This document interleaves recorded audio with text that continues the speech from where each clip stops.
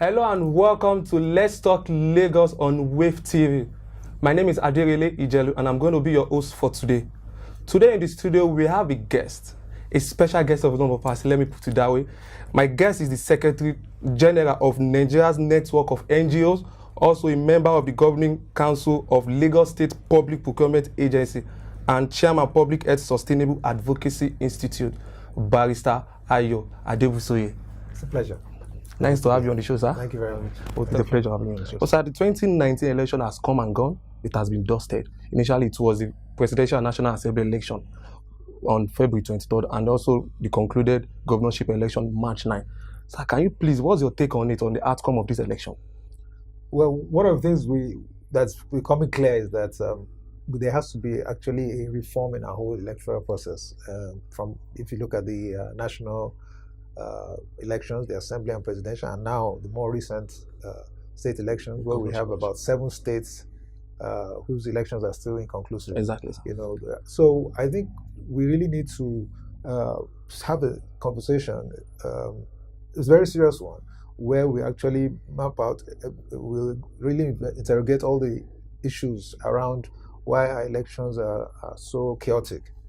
We have a situation where in some states we're seeing, military, well, now we have many uniforms. We're not even sure whether you're in rivers. We have all kinds of things going on in different places. A deputy governor has been arrested, in Kano State. All kinds of weird things. And we're not the only ones doing elections. So why is it that we have so many discrepancies?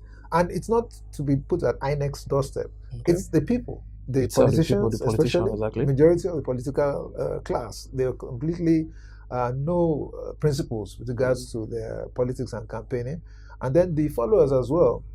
They also have a role to play. Exactly. A serious role to play. So we need this national conversation as to exactly how we're going to get out of this, so we don't always, when we have elections, it becomes like a battle situation. It's not meant to be like that. Okay, you mentioned earlier concerning the inconclusive election in some states. The states that we have Sokoto, Kano, Benue, Bauchi, Adamawa, Plateau, and also election was cancelled on the day of election in Rivers State. That is going to be postponed for maybe another day. But if you look at it, this inconclusive, does it have any political motive behind it, or it was just decided that it's going to be inconclusive depending on some facts INEC are foreseen? Yeah, I mean, according to the electoral law and guidelines, once the number of votes that have been cancelled in various polling units put together, if there are more than the number of votes between the winner and the next person, then of course it's only fair.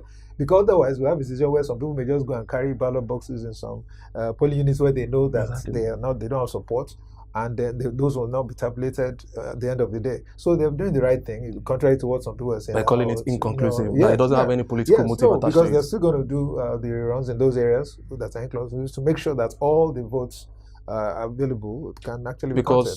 Let me just say, Nigerians of the opinion of what happened back then in Osun State, because it was inconclusive. We already know that okay, PDP is actually leading.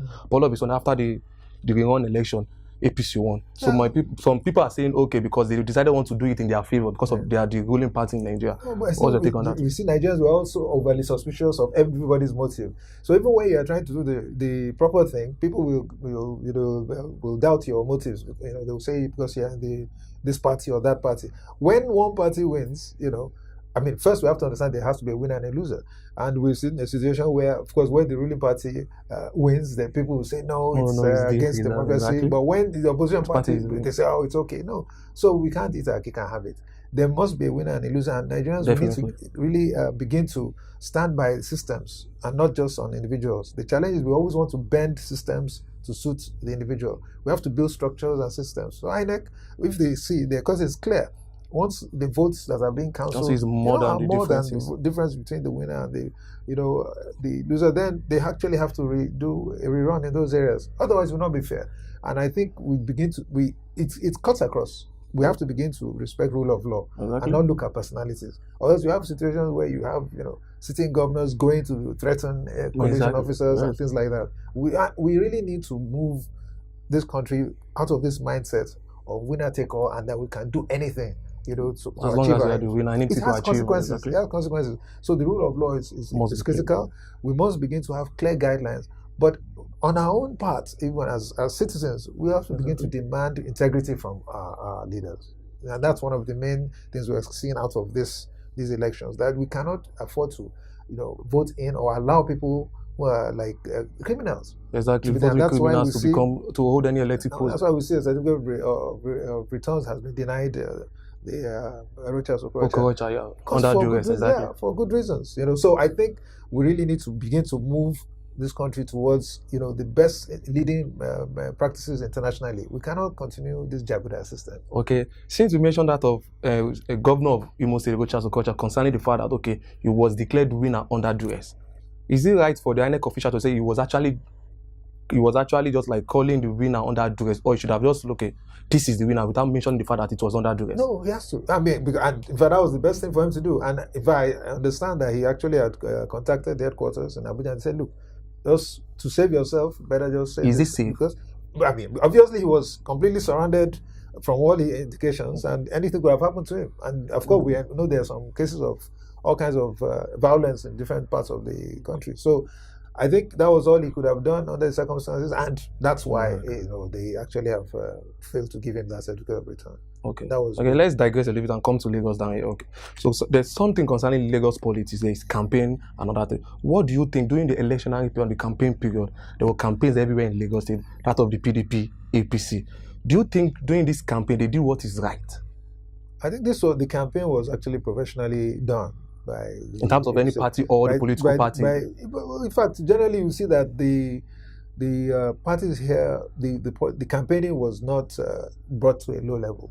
And we can see that even the APC candidates actually did more outreach. And I think that showed in the huge margin gotten at the gubernatorial election results, over 500,000 votes difference. So I think, and we saw the result because there was actually more input. And I know, being from a non-partisan point of view, many citizens were saying that, look, the leading opposition candidate, Jimmy Agbaje, had even been more outgoing in the previous elections. In the previous election, people would feel like he didn't do better like that of 2015.